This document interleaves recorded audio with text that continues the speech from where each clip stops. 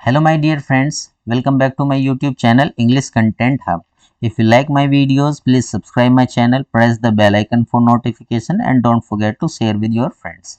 तो दोस्तों आज मैं अपनी इस वीडियो में बात करूंगा एसएससी CHSL एग्ज़ाम की जो 2023 में हुआ था और ये है हमारा टायर 1। ये एग्ज़ाम 2 अगस्त 2023 की फर्स्ट शिफ्ट का है। ठीक है, तो मैं शुरू करता हूँ सीधा क्वेश्चन नंबर 1 से। Parts of the following sentence have been given as options. ठीक है, select the option that contains an error. ठीक है, तो देखिए इसमें जो है आपको 4 ऑप्शन दिए गए हैं।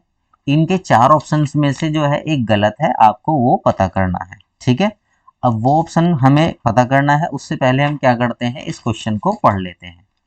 इस क्वेश्चन में लिखा हुआ है you need to acknowledge the itinerary and accommodation details of your journey as per the given calendar।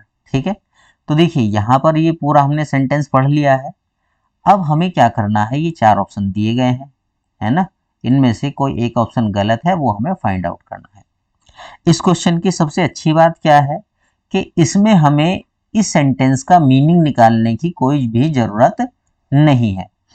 ठीक है, क्योंकि अगर आप इसकी जो है ऑप्शन को अगर ध्यान से देखेंगे तो आपको पता लगेगा कि ये एक स्पेलिंग का क्वेश्चन है। इसमें हमसे पूछा गया है कि इन 4 ऑप्शनों में से किसी एक ऑप्शन की स्पेलिंग गलत है, वो हमें पता करनी है। ठीक है, तो देखिए जो लोग जानते हैं कि एक्नॉलेज की स्पेलिंग क्या होती है तो वो कहेंगे कि एक्नॉलेज की स्पेलिंग बिल्कुल सही है। ठीक है, जो लोग जानते हैं कि कैलेंडर की स्पेलिंग क्या होती है तो वो कहेंगे कि कैलेंडर की स्पेलिंग बिल्कुल सही है। और जो लोग जानते हैं कि एकोमोडेशन की स्पेलिंग क्या होती है तो वो कहेंगे कि एकोमोडेशन की स्पेलिंग भी सही है। तो वो कहाँ पर आकर के रुकेंगे, वो रुकेंगे आइटिनरी पर कि ये स्पेलिंग गलत है।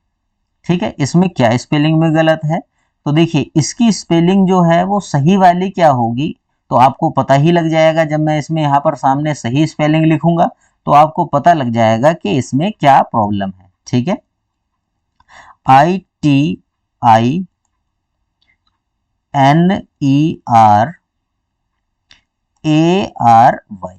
ठीक है, ये लिखा हुआ है आइटिनरी। तो इसका मतलब क्या होता है, इसका मतलब होता है अ डिटेल्ड प्लान और स्केड्यूल्ड ऑफ अ जर्नी। ठीक है, मैं एक बार और रिपीट करता हूँ, अ डिटेल्ड प्लान मतलब कि पूरी डिटेल्ड है, मतलब पूरी जानकारी है, ए डिटेल्ड प्लान और स्केड्यूल्ड ऑफ ए जर्नी।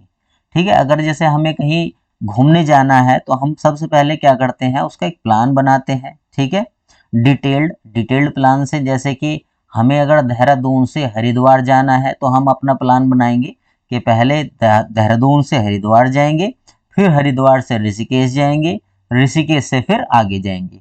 तो ये क्या है, ये हमारा एक डिटेल्ड प्लान है, ये स्केड्यूल्ड है और ये है जर्नी का, तो इसी को हम आइटिनरी बोलते हैं। ठीक है, तो आइटिनरी का मतलब आपको समझ में आ चुका होगा। उम्मीद है कि आपको ये भी पता लग चुका है कि इसकी स्पेलिंग में क्या अंतर था।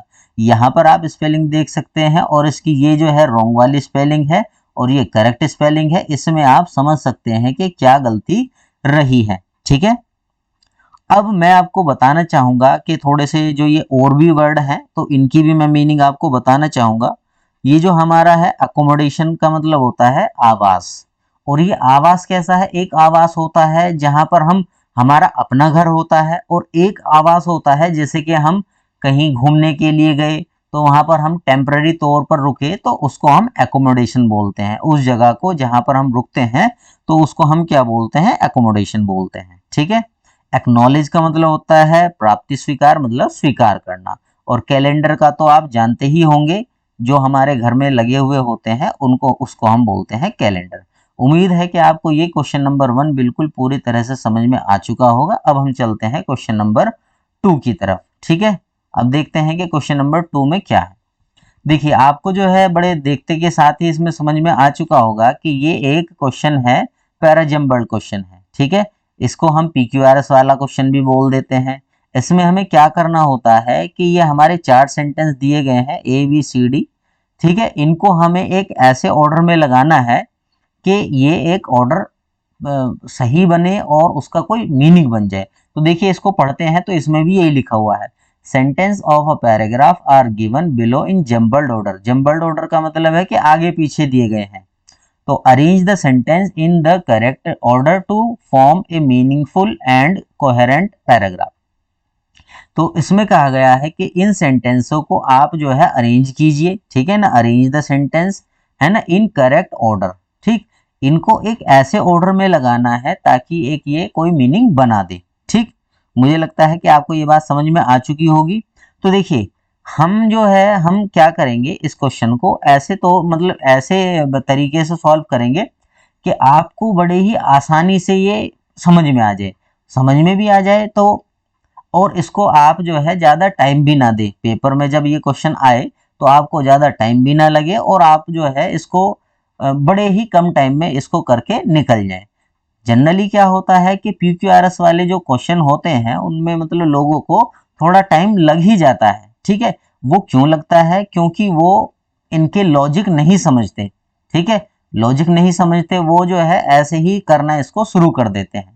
ठीक है, लेकिन अगर आप इसमें ध्यान दें तो इस क्वेश्चन को करने के लिए हम कुछ ट्रिक्स का भी यूज कर सकते हैं। वो ट्रिक्स क्या है, देखिए मैं आपको बताना चाहूंगा। देखिए यहाँ पर क्या है, इसने कहा है कि arrange the sentence. Arrange the sentence होगा मतलब सेंटेंस को जब हम अरेंज करेंगे तो सेंटेंस जो है एक ऐसा तो होगा कि कहीं ना कहीं से शुरू होगा। ऐसा तो नहीं है कि जैसे एक फिल्म होती है तो उसमें हम क्या करते हैं कि एक सीक्वेंस में ही वो चलती है, अगर उसको बीच से दिखा दें तो किसी को कुछ समझ में नहीं आएगा। तो देखिए इसमें जो जो हमारा ये पैराजम्बल्ड क्वेश्चन है इसमें भी ऐसा ही हमें करना है। जो बीच के सेंटेंस है उनको हम शुरुआत में नहीं रख सकते। तो देखिए मैं इसका जो है आपको ट्रिक बताने वाला हूं कि कभी भी हम जो है सेंटेंस की स्टार्टिंग में सो का इस्तेमाल नहीं कर सकते, है ना। जब भी आप कोई एक सेंटेंस बोलेंगे उसके बाद हम सो का यूज करेंगे तब दूसरा जो है सेंटेंस शुरू होगा। ठीक है, तो जनरली क्या होगा कि सो से हमारा सेंटेंस शुरुआत नहीं होगी, किसी भी सेंटेंस की शुरुआत सो से जनरली नहीं होती है। ठीक, दूसरा हमारा क्या है, बिकॉज। बिकॉज से भी आप अगर आप ध्यान देंगे कि तो बिकॉज से भी आपको कोई सेंटेंस ज्यादातर शुरू होता हुआ नहीं मिलेगा। तो आपके पास में सेंटेंस बचते हैं केवल और केवल दो, एक है हमारा डी और दूसरा है बी, जो हमारे एक जनरल स्टेटमेंट है। तो देखिए आपको मैं इसमें बताना चाहूंगा कि जब हम PQRS का क्वेश्चन करते हैं तो सेंटेंस की शुरुआत जो होगी वो एक जनरल स्टेटमेंट से होगी। ठीक है ना, इसको हम बोल सकते हैं कि वो हमारा सेंटेंस इंट्रोडक्शन देने वाला होगा। ठीक है, तो अब आप जो है थोड़ा सा ध्यान दीजिए डी और बी में। ठीक, हाँ इसमें आप एक चीज और कर सकते हैं कि जैसे कि हमें पता लगा कि ए से शुरू नहीं हो सकता, तो यहाँ पर जैसे ये ए वाला है क्योंकि इसकी तो शुरुआत ए से हुई है तो हम इसको तुरंत ही काट सकते हैं। जब हमारा सेंटेंस ए से शुरू नहीं होगा तो ये हमारा ऑप्शन क्या हो चुका है, एलिमिनेट हो चुका है। बी से तो सेंटेंस शुरू हो सकता है और डी से भी शुरू हो सकता है। ठीक है, तो इसलिए हम बी और डी वाले को रखेंगे। अगर कोई सेंटेंस मतलब कोई ऑप्शन ऐसा होता जिसमें हमारी शुरुआत सी से होती तो हम उस ऑप्शन को भी कैंसिल कर सकते थे, लेकिन यहाँ पर इन ऑप्शन में सी से कोई भी शुरुआत नहीं हुई है तो इसलिए हमें क्या करना पड़ेगा, अब हम इन तीनों ऑप्शनों को चेक करते हैं। ठीक, अब हम थोड़ा सा सेंटेंस को पढ़ते भी हैं। ठीक, सबसे देखिए इसमें आपको क्या करना है, जो हमारा ये PQRS वाला क्वेश्चन है, सबसे पहले आपको क्या यही काम करना है। पहली नजर में आपको देखना है कि भाई कौन सा ऐसा सेंटेंस है जिससे सेंटेंस की शुरुआत होना मतलब लगभग इम्पॉसिबल है। ठीक है ना, तो आप उस ऑप्शन को सिलेक्ट कीजिए और यहाँ पर देखिए कि उस ऑप्शन से कोई मतलब यहाँ पर ये जो है नीचे कुछ शुरुआत तो नहीं हुई है। जैसे ए से शुरू है तो अगर ए से वाला हमारा कोई दिखेगा तो उसको हम क्या कर देंगे, एलिमिनेट कर देंगे। ठीक है, तो अब मैं शुरू करता हूँ इसको सेंटेंस को पढ़ना। अकॉर्डिंग टू इंडस्ट्री डाटा, जो इंडस्ट्री डाटा है उसके अनुसार it takes 2.6 billion and on average 14 years to develop a new drug. तो देखिए इस सेंटेंस को देखिए हम जो है थोड़ा सा समझेंगे भी। तो इसमें क्या कहा गया है, थोड़ा सा समझना है, पूरा नहीं समझना है। कभी कभी तो ऐसे सेंटेंस आएंगे इसमें मतलब कि उनको समझने की भी जरूरत नहीं रहेगी, हम उनको बिना समझे ही सही कर सकते हैं। ठीक है, लेकिन इस सेंटेंस को हमें थोड़ा सा पढ़ना भी पड़ेगा।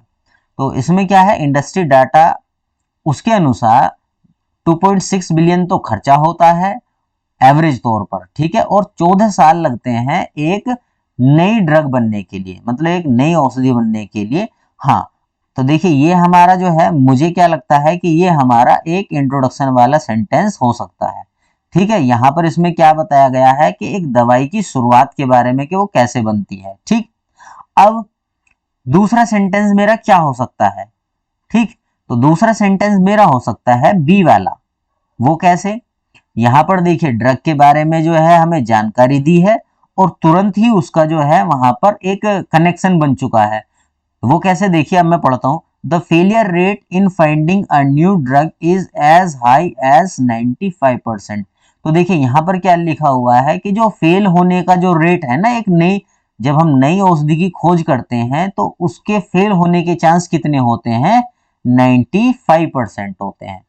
तो यहाँ पर जो है ये दोनों के दोनों क्या बना रहे हैं, एक पेयर बना रहे हैं, ठीक है। तो डी के बाद आने वाला सेंटेंस कौन सा होगा, वो सेंटेंस होगा हमारा बी। तो अब हम देखते हैं कि डी के बाद, देखिए डी के बाद इसमें क्या है, सी है, ये ऑप्शन नहीं हो सकता। डी के बाद इसमें बी है, ये ऑप्शन हो सकता है। डी के बाद इसमें सी है, तो ये ऑप्शन नहीं हो सकता। तो अब हमें देखिए, मैंने क्या किया है कि यहाँ पर चारों सेंटेंसों को नहीं पढ़ा है, ना ही मैंने चारों सेंटेंसों को समझा है। मैंने केवल क्या किया है, केवल 2 सेंटेंस पढ़े हैं और उन दोनों सेंटेंसों के बेस पर ही मैंने इसका आंसर निकाल दिया है। आप भी ऐसा कर सकते हैं। तो मुझे लगता है कि इसमें इस वाले क्वेश्चन को मैं काफी टाइम दे चुका हूं और मुझे ये भी उम्मीद है कि आपको ये क्वेश्चन समझ में आ चुका होगा। तो अब मैं चलता हूं नेक्स्ट क्वेश्चन की तरफ। अगर इसमें आपको कुछ समझ में नहीं आया है तो आप मुझे जो है जरूर कमेंट करके बताना कि आपको इसमें क्या चीज नहीं समझ में आई है, तो मैं आपको जो है फिर इसको समझा दूंगा या फिर कमेंट में उसका जवाब जरूर दूंगा, ठीक है। अब मैं चलता हूं क्वेश्चन नंबर 3 की तरफ। क्वेश्चन नंबर 3 में क्या लिखा हुआ है, select the most appropriate antonym of the given words, ठीक है। देखिए जो ये हमारा क्वेश्चन है, इसमें क्या, किस चीज का खेल है, इसमें किस चीज का खेल है, इसमें हमारा खेल है वर्ड मीनिंग का। इसमें ये वर्ड मीनिंग का क्या खेल है, जिसके जितने ज्यादा वर्ड मीनिंग याद होंगे वो इतने ही आसानी से इस क्वेश्चन को सॉल्व कर सकता है, ठीक है। अब देखिए इसको जब हमें सॉल्व करना है तो इनके मीनिंग तो हमें पता होने ही चाहिए, ठीक है। रही बात जो है तुक्का लगाने की, वो भी मैं आपको बताऊंगा कि हम तुक्का कैसे लगा सकते हैं, मतलब एक अच्छा तुक्का लगाने का क्या तरीका हो सकता है, ठीक है ना।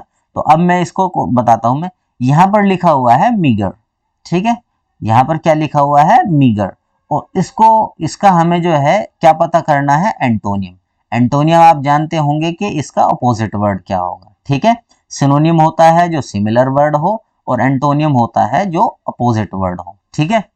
तो यहाँ पर देखिए मीगर लिखा हुआ है। अब जब ये सेंटेंस है, मतलब ये क्वेश्चन है, तो इसमें हमें जब तक मीगर का मतलब नहीं समझ में आएगा तो हम इसका जो है ऑप्शन में कि कौन सा सही है कौन सा गलत है नहीं पता लगा पाएंगे, ठीक है ना।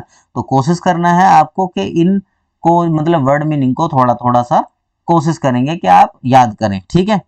मीगर का मतलब क्या होता है मैं आपको बता देता हूं। इसका मतलब होता है अल्प, या फिर मैं इसको कहूंगा कम, ठीक है ना, अल्प या फिर कम। अल्प या कम, कम आप जानते हैं कम क्या होता है, ठीक। अब हम क्या करते हैं, अब हम जैसे इन ऑप्शन में चलेंगे तो देखिए इसमें हमारे हैं जेनरस, रेशियल, स्टूपिड और रीजनल। तो अब मैं आपको बताता हूं, सबसे पहले तो जो है तुक्का मारने वाली टेक्निक। तुक्का मारने वाली टेक्निक का मतलब क्या है, देखिए इसमें अगर आपको हल्का हल्का कभी जो है आपको पूरा एग्जैक्ट मीनिंग नहीं भी पता है फिर भी आप इसको सही कर सकते हैं। वो कैसे कर सकते हैं मैं आपको बताने वाला हूँ। देखिए रेशियल क्या होता है, अगर हम बात करें जैसे कि हमारे कॉन्स्टिट्यूशन में भी लिखा हुआ है ना, कि जो रेशियल बेसिस पर हम जो है किसी के साथ भेदभाव नहीं कर सकते। तो रेशियल का मतलब होता है प्रजातीय। अगर हम बात करेंगे हिंदी के तौर पर, हिंदी में, तो हम रेशियल को बोलते हैं प्रजातीय, ठीक है। प्रजातीय जैसे कि हमारी प्रजाति है, हम भारतीय लोग हैं तो हमारी प्रजाति अलग है, जो अंग्रेज हैं उनकी प्रजातियां अलग हैं, ठीक है। जो इंडियन है उनका कलर अलग होता है, जो अंग्रेज हैं उनका कलर अलग होता है, जो मतलब वेस्ट इंडीज के लोग हैं वो कलर में थोड़े से जो है और डाउन होते हैं, तो कहने का मतलब क्या है, इन सभी की जो है अलग अलग प्रजातियां हैं, ठीक है। तो प्रजाति का और कम से जो है कोई लेना देना नहीं हो सकता, तो इसलिए ये ऑप्शन तो नहीं होगा। अब देखिए स्टूपिड तो आप जानते ही होंगे, स्टूपिड का मतलब क्या होता है, मूर्ख, ठीक है ना, मूर्ख। अब मूर्ख, देखिए कम का एंटोनियम क्या हो सकता है, ज्यादा। कम का एंटोनियम मूर्ख तो नहीं होगा, तो इसलिए ये भी ऑप्शन कैंसिल हो चुका है। अब देखिए यहां पर क्या हुआ है, क्या लिखा हुआ है, रीजनल। रीजनल का मतलब होता है प्रादेशिक। रीजनल का मतलब प्रादेशिक, जैसे कि कोई किस जगह से बिलोंग करता है, कहाँ की को, जैसे किसी जगह की कोई भाषा होती है तो जिनको बोलते हैं जैसे रीजनल लैंग्वेज बोलते हैं। किसी जगह की कोई भाषा होती है और एक जगह की कुछ भाषा है, दूसरी जगह की कुछ भाषा है, तो इनको हम बोलते हैं प्रादेशिक, ठीक है ना, रीजनल लैंग्वेज होती है ना। तो अब देखिए यहाँ पर कम का भाषाओं से या रीजनल से जो है क्या लेना देना है, तो इसका मतलब ये भी क्या है, ऑप्शन कैंसिल है। तो आपको अगर इस जेनरस का मीनिंग नहीं भी पता है तो आप क्या करेंगे, इस ऑप्शन को राइट ऑप्शन क्लिक कर देंगे, ठीक है ना। तो अब आप इसको जो है सही ऑप्शन चूज करेंगे तो आपका आंसर जो है जरूर ही बिल्कुल सही निकलेगा। लेकिन क्योंकि मुझे तो ये ऑप्शन का भी मीनिंग बताना है आपको, तो मैं आपको बताना चाहूंगा कि इसका मतलब क्या होता है। इसका मतलब होता है प्रचुर, प्रचुर, प्रचुर, या फिर हम इसको बोल सकते हैं अधिक, ठीक है ना, प्रचुर या फिर अधिक। तो आपको समझ में आ चुका होगा कि ये ऑप्शन सही कैसे हुआ, ठीक है ना। ये क्वेश्चन भी आपको मुझे लगता है समझ में आ चुका होगा। अब मैं चलता हूं क्वेश्चन नंबर 4 की तरफ, ठीक है। क्वेश्चन नंबर 4 में क्या दिया हुआ है, इसमें हमें क्या देना है, एंटोनियम। तो देखिए मैं आपको एक बात बताना चाहूंगा, जैसे कि यहाँ पर लिखा हुआ है कि एंटोनियम बताना है। कभी कभी जो है हम क्या करते हैं कि इस पूरे सेंटेंस को पढ़ने लग जाएंगे, है ना।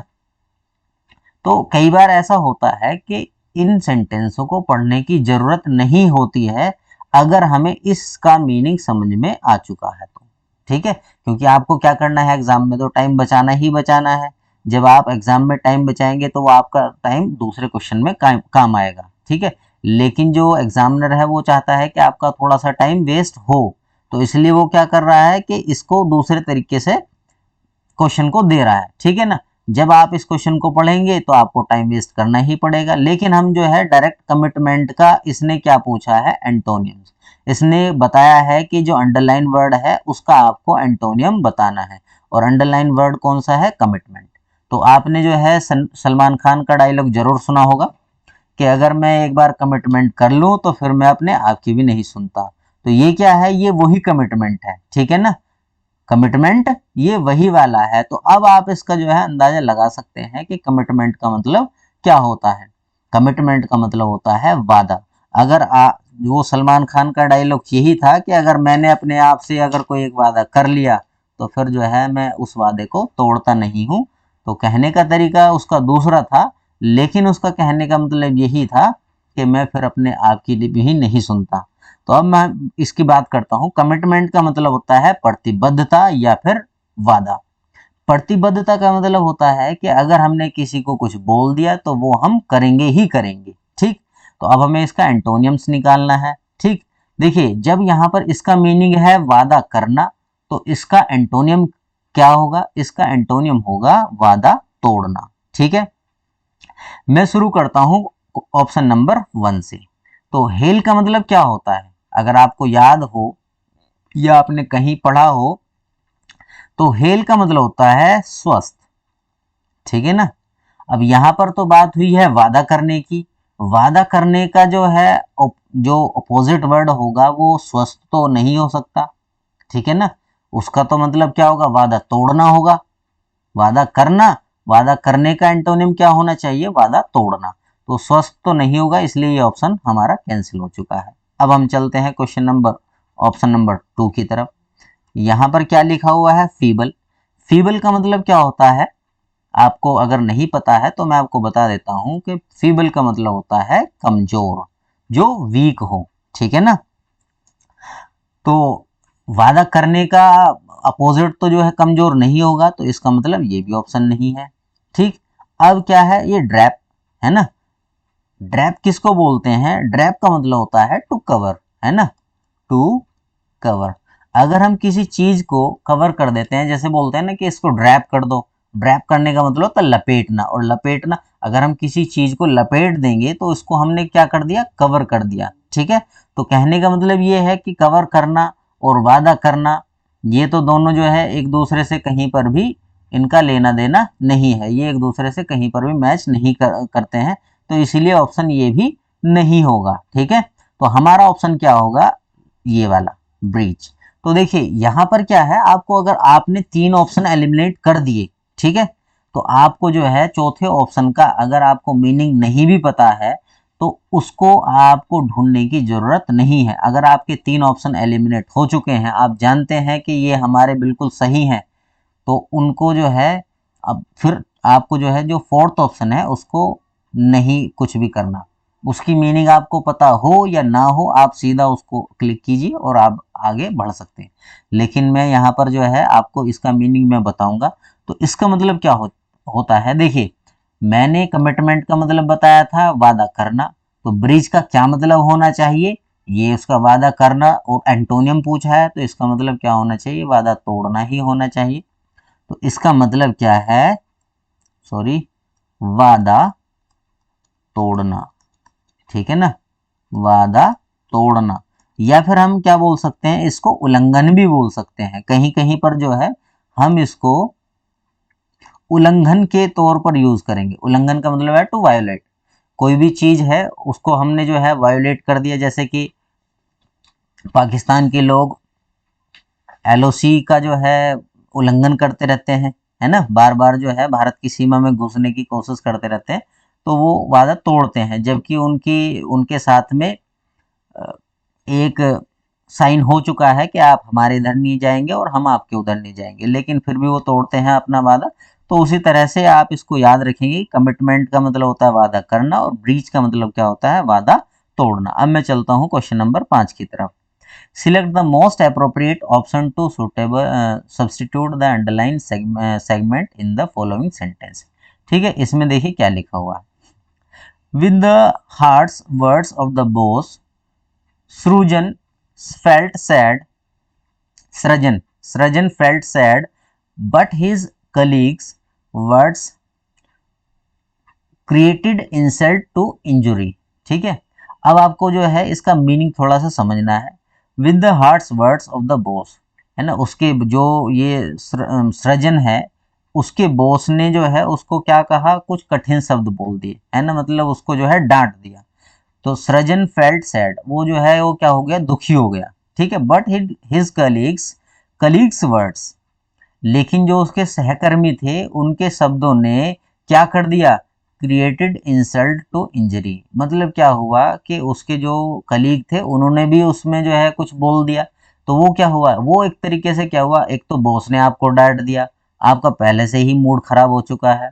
अगर आपके जो है दोस्त मिले या फिर आपके कलीग मिल जाए, वो आपसे जो है और मजाक लेने लग जाए, तो आपका क्या हो जाएगा? और बड़ा गुस्सा बढ़ जाएगा। तो इसको बोलते हैं आग में घी डालना।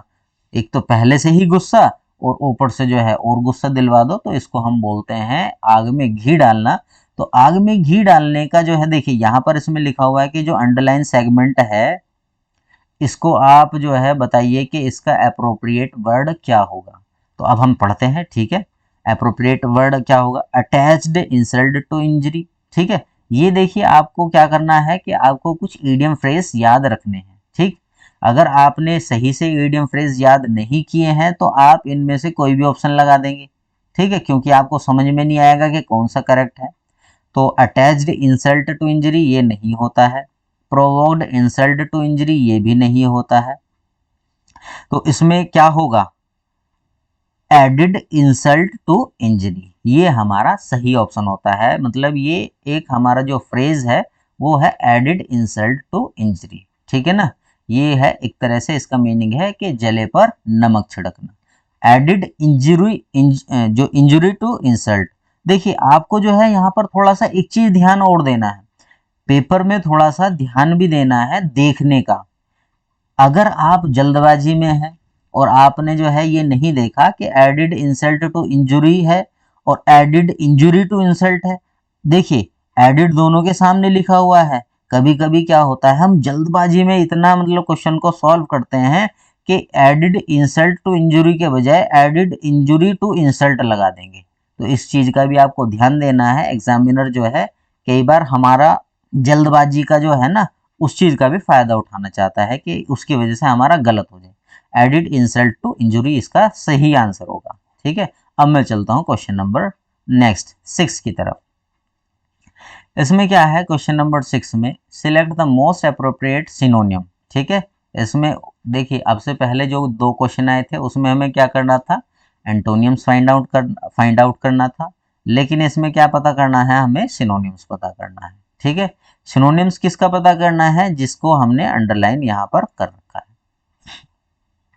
तो मैं फिर वही बात कहूंगा कि अगर हमें एंटोनियम सिनोनिम्स का पता करना है तो पूरा सेंटेंस पढ़ने की जरूरत नहीं है। ठीक है, अगर आपको तब भी समझ में ना आए, अगर आपको तुक्का मारना है या फिर आपको थोड़ा सा जो है सेंटेंस की फीलिंग को समझना है कि वो जो एग्जामिनर है या लिखने जो ऑथर है वो किस तरीके का इसमें सेंस बनाना चाहता है, तो इसको पढ़ भी सकते हैं।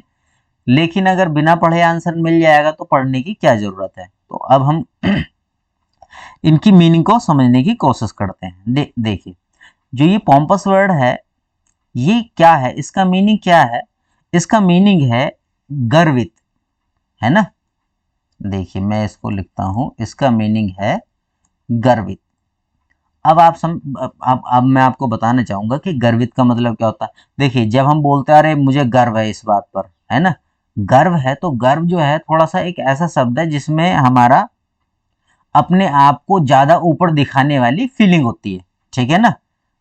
गर्व को जो है कई बार अगर हम देखते हैं तो गर्व को कई बार घमंड से भी जो है कंपैरिजन कर देते हैं कि हाँ भी ये तो यार इसको तो अपने आप पे ज्यादा ही गर्व हो रहा है, तो इसका मतलब उसको अपने आप पर ज्यादा ही घमंड हो रहा है।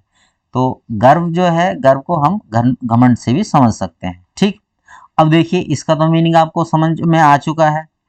अब अगर आपको इन चारों ऑप्शनों का मीनिंग नहीं पता होगा तो तब तक आप जो है सही सिनोनिम्स नहीं पता कर पाएंगे। तो हम शुरुआत करते हैं पहले ऑप्शन से। तो पहले ऑप्शन में क्या लिखा हुआ है, इसमें लिखा हुआ है कॉन्सिलेटरी। तो कॉन्सिलेटरी जो है वो एक ऐसा व्यक्ति होता है जो होता है मिलाप करने वाला। ठीक है, क्या होता है ये, मिलाप करने वाला। मिलाप करने वाला कौन होता है, मिलाप करने वाला वो होता है जैसे कि भाई 2 लोग हैं, 2 लोगों का आपस में झगड़ा हो चुका है। अगर वो झगड़ते ही रहेंगे तो फिर तो जो है पता नहीं बात कहाँ से कहाँ पहुंच जाएगी। तो उन दोनों के बीच में क्या आएगा, कॉन्सिलेटरी आएगा। कॉन्सिलेटरी मतलब एक ऐसा आदमी आएगा जो उन दोनों का झगड़ा शांत करवाएगा। ठीक है ना, वो चाहेगा कि इन दोनों का झगड़ा क्या हो जाए, खत्म हो जाए। तो उस व्यक्ति को बोलते हैं झगड़ा शांत करने वाला, मतलब इंग्लिश में बोलते हैं इसको कॉन्सिलेटरी। ठीक है, समझ में आ चुका होगा कि कॉन्सिलेटरी। देखिए मैं आपका जो है इसमें ये क्वेश्चन के साथ साथ में वर्ड मीनिंग भी मैं आपकी तैयार करा रहा हूँ मैं। तो कॉन्सिलेटरी का मतलब क्या हुआ है, झगड़ा खत्म करवाने वाला, जिस जो चाहता है कि झगड़ा खत्म हो जाए, या फिर हम इसको बोल सकते हैं मिलाप करने वाला। अब हम बात करते हैं बेनिन का मतलब क्या होता है। बेनिन का मतलब होता है सौम्य। ठीक है, सौम्य मतलब, अब देखिए सौम्य जिसको हिंदी का मीनिंग ये सौम्य नहीं समझ में आ रहा है तो मैं उनके लिए कहूंगा एक शब्द है जेंटल। ठीक है, आपको जेंटल समझ में आया होगा, तो जेंटल भी उस तरह का ही एक शब्द है, जेंटल जो अच्छा हो, है ना, सौम्य हो, उसको भी हम सौम्य बोल सकते हैं। अगर आपको इससे भी समझ में नहीं आया तो मैं आपको बताऊंगा कि काइंड बोल सकते हैं इसको। बेनिन के क्या है, सारे के सारे सिनोनियम्स हैं। ठीक है, एक एक वर्ड और है इसका, हार्मलेस, है ना, हार्मलेस। तो अब इसका मीनिंग आपको समझ में आ चुका होगा कि बेनिन का मतलब क्या होता है, जो अच्छा हो, दयालु हो, हार्मलेस हो, जो किसी को नुकसान ना पहुंचाए। ठीक है, अब देखिए ये हमारा है थर्ड नंबर, डिप्लोमेटिक। डिप्लोमेटिक तो आप जानते ही हैं कि राजनीतिक, जो ये एक बहुत अच्छा शब्द है। ठीक है ना, कई बार आपने सुना होगा कि जो हमारे मोदी जी है प्रधानमंत्री, वो बहुत ही ज़्यादा डिप्लोमेटिक हैं। ठीक है, तो डिप्लोमेटिक अगर आपको नहीं पता है, वैसे तो जहाँ तक मैं समझता हूँ कि आपको डिप्लोमेटिक का मीनिंग जरूर पता होगा। अगर आपको नहीं पता है तो आप डिप्लोमेटिक का मीनिंग खुद सर्च करना, ठीक है, ये मैं आपके ऊपर छोड़ देता हूँ।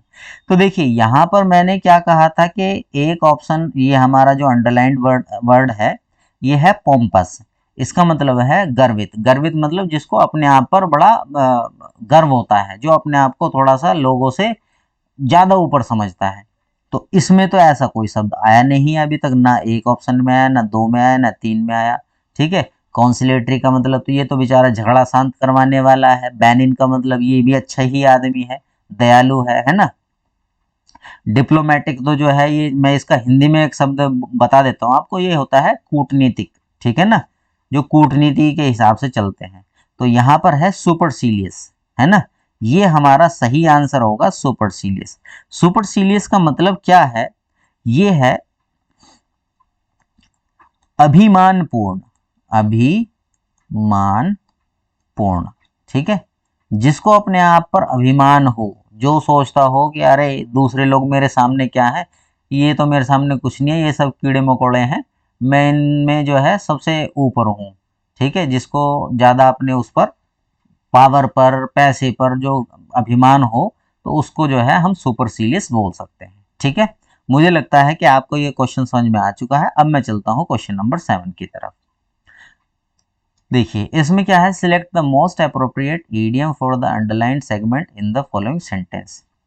अब इसमें क्या है, brave people never hide at the moment of decision.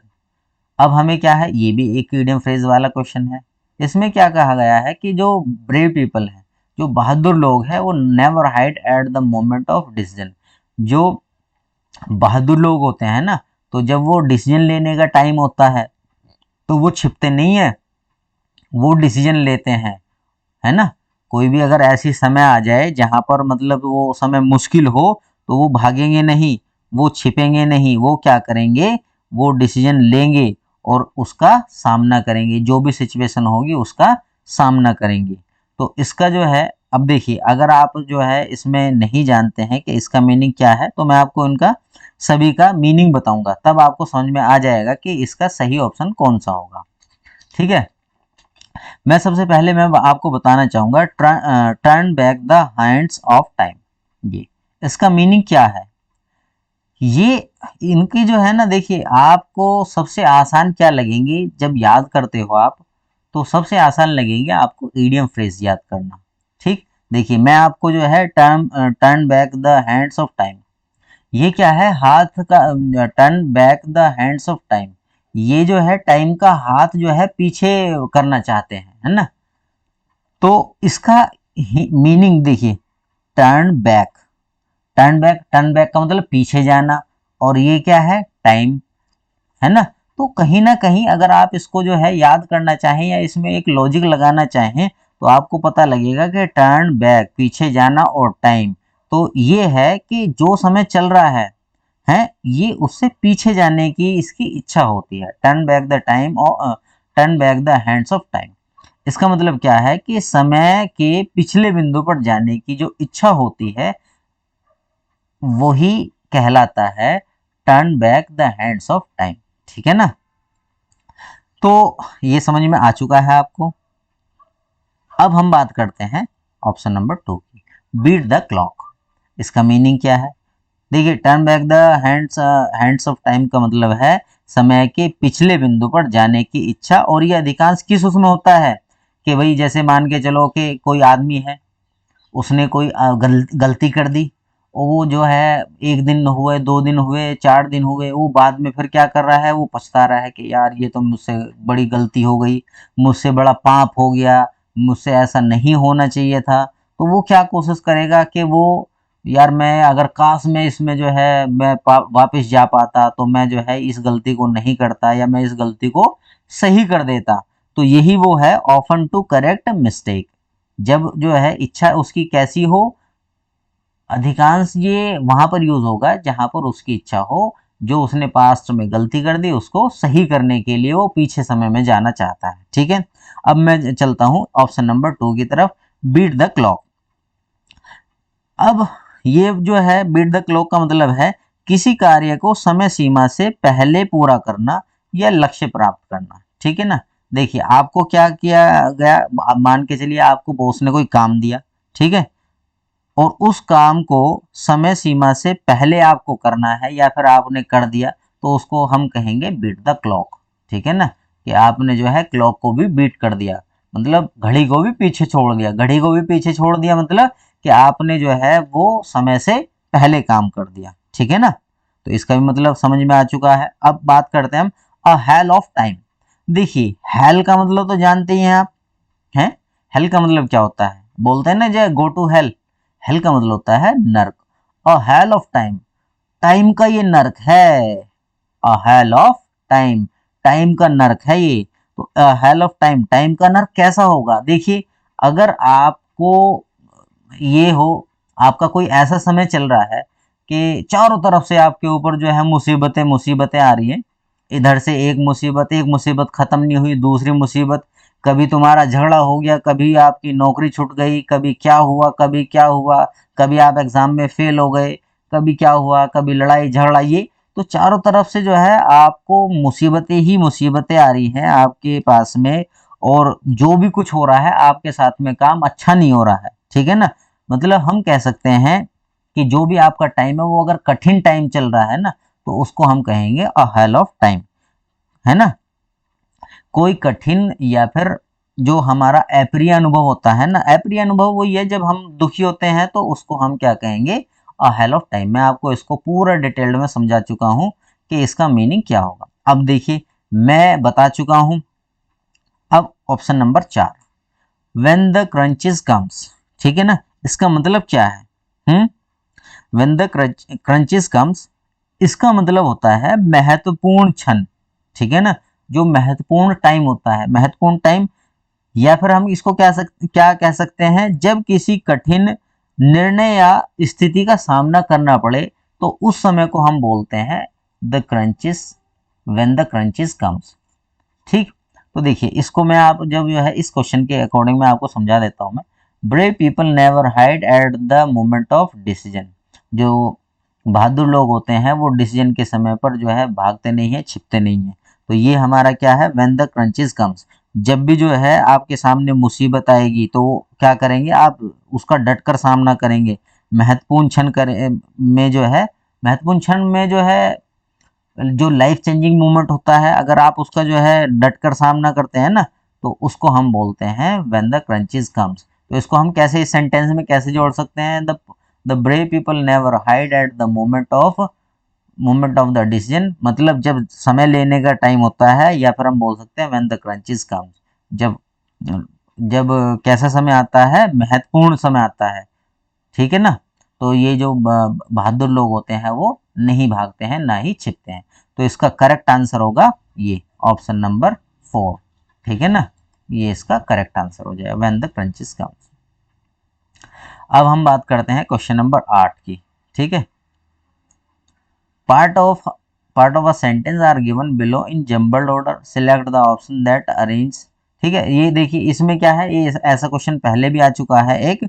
इसमें क्या है कि आपको 4 ऑप्शन दिए गए हैं। ठीक, ये क्या है? ये आगे पीछे लगाए गए हैं और इनको क्या करना है? एक सीक्वेंस में लगाना है ताकि ये एक मीनिंग बना दे। ठीक, तो in accordance with hierarchical status of the service rendered, rewards are given and not. देखिए अब इसमें जो है मैं आपको क्या बताना चाहूँगा, इससे पहले जो हमारा इसका जो जम्बल्ड सेंटेंस का एक क्वेश्चन आया था उसमें मैंने आपको क्या चीज़ बताई थी? मैंने बताया था उसमें कि जब हमारा ये सेंटेंस आएगा तो उसमें सबसे पहले क्या करना है? कुछ ऑप्शनों को एलिमिनेट कर लेना है। ठीक है ना, तो वो कैसे एलिमिनेट करेंगे? देखिए कभी आपने एंड आर नोट से सेंटेंस शुरू होता हुआ देखा है? तो आप कहेंगे कि नहीं, इससे तो सेंटेंस शुरू होना बड़ा मुश्किल है। रिवार्ड्स आर गिवन बिल्कुल शुरू हो सकता है, ऑफ द सर्विस रेंडर्ड। ठीक है, देखिए इससे सेंटेंस शुरू होना, इसके चांसेस जो है बड़े ही कम है। ठीक है ना, ये हमारा sentence in accordance with hierarchical state, इससे सेंटेंस शुरू हो सकता है। तो हम यहाँ पर क्या करेंगे? डी और बी से शुरू होने वाले जो भी ऑप्शन होंगे उनको हम क्या कर देंगे? एलिमिनेट कर देंगे। देखिए यहाँ पर जो है एग्जामिनर बड़ा ही चालाक है, उसने जो है ना तो यहाँ पर, ना यहाँ पर, ना ही यहाँ पर, ना ही यहाँ पर, इन 4 ऑप्शनों में से कोई भी ऑप्शन ऐसा नहीं दिया है जो कि डी और बी से शुरू हो। तो इसमें पर आपको एक इसने क्या कर दिया, एक फायदा भी कर दिया। फायदा क्या कर दिया है कि डी और बी के बारे में आपको सोचना ही नहीं है कि पहला सेंटेंस इनमें से हो सकता है, ऐसा आपको सोचना ही नहीं है। ठीक है, तो डी और बी की टेंशन खत्म। अब आपको क्या सोचना है कि क्या ए से शुरू हो सकता है या सी से शुरू हो सकता है।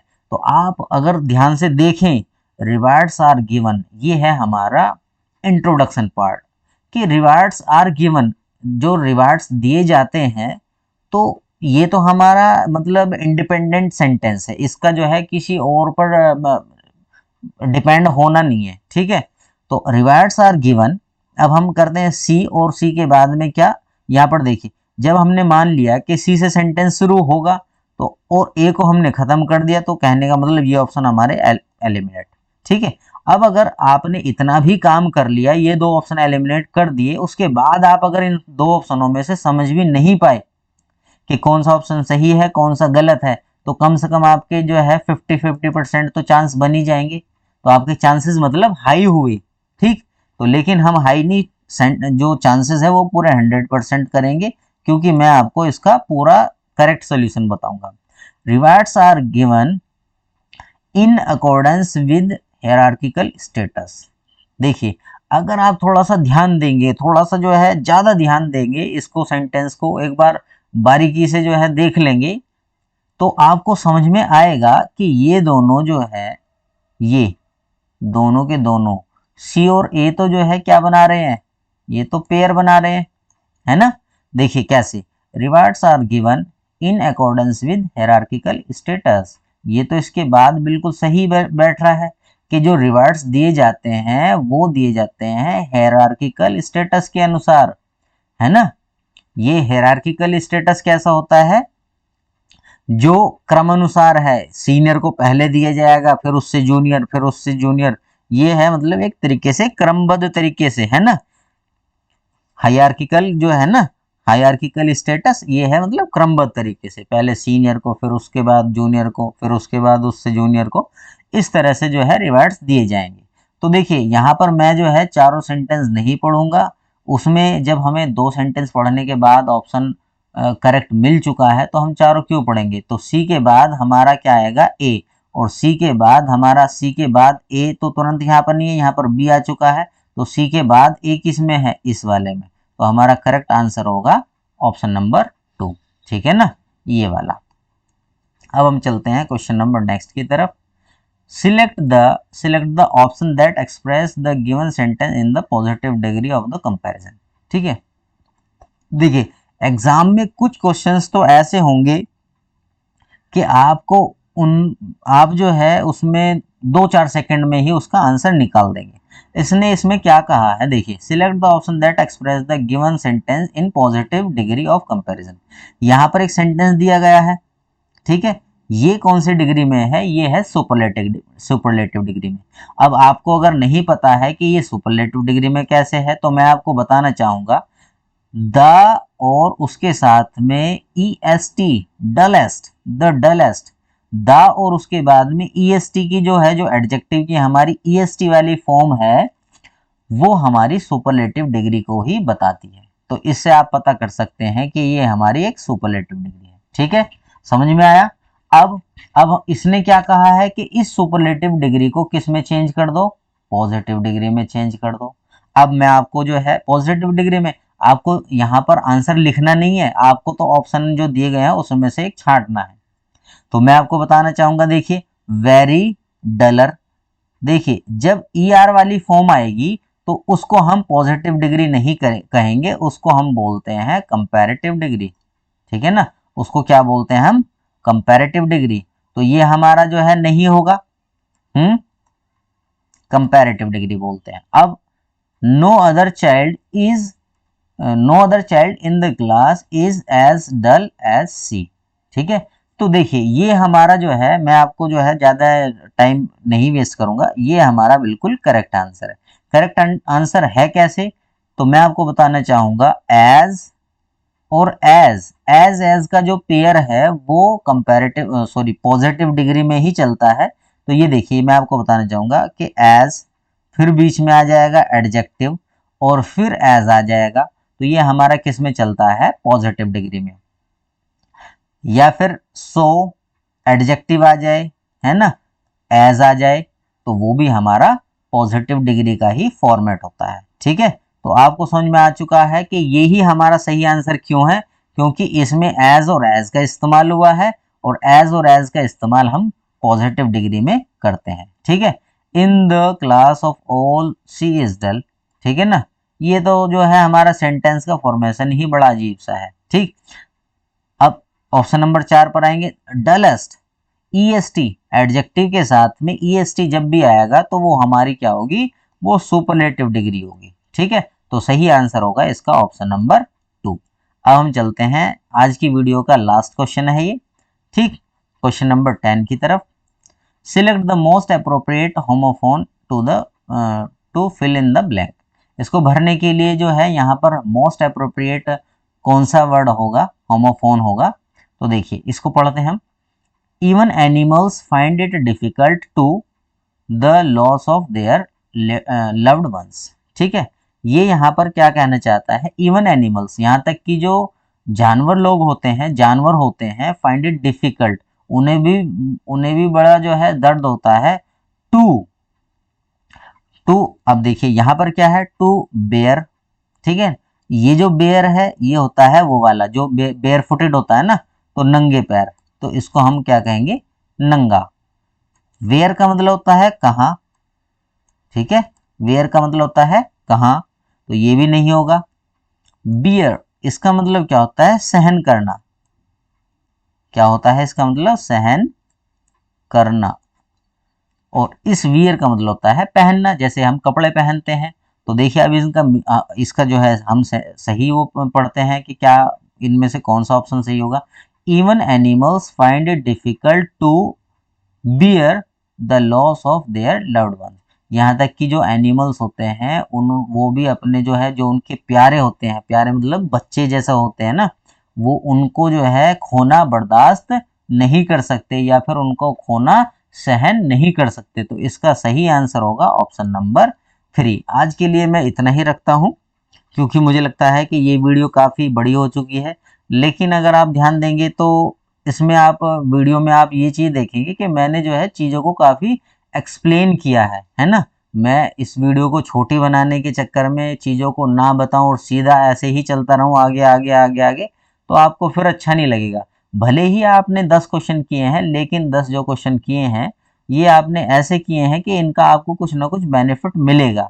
लेकिन अगर मैं आपको जल्दी जल्दी करा दूं और 20 क्वेश्चन करा दूं और वो आपको कोई बेनिफिट ना दे, ना ही आपको पता लगे कि ये ऑप्शन सही क्यों है, ना ही आपको ये पता लगे कि दूसरे वर्डों का क्या मीनिंग है, तो मैं चाहता हूं कि अगर आप कुछ चीज़ें सीख रहे हैं तो आप उसको अच्छे से सीख लें। ठीक है, तो आज के लिए इतना ही है, मिलते हैं हम अपनी नेक्स्ट वीडियो में। अगर आपको ये मेरी वीडियो अच्छी लगी है तो आप जो है मेरी इस वीडियो को अपने दोस्तों के साथ में शेयर करना, और आप अपने जो है स्टेटस पर लगा करके इसको जो है शेयर कर सकते हैं। किसी को आप जो है भेज करके इसको शेयर ज़रूर करना। और हाँ, इस वीडियो को जो है अगर आपको अच्छी लगी है तो लाइक ज़रूर करना, और अगर आपको अच्छी नहीं लगी तो डिसलाइक भी आप कर सकते हैं। ठीक है, लेकिन मुझे शायद लगता है कि मैंने इसमें कोई ऐसा काम नहीं किया है कि जो आप इसको डिसलाइक करें, तो लाइक ज़रूर कर देना। तो आज के लिए बस इतना ही। थैंक यू, मिलते हैं नेक्स्ट वीडियो में।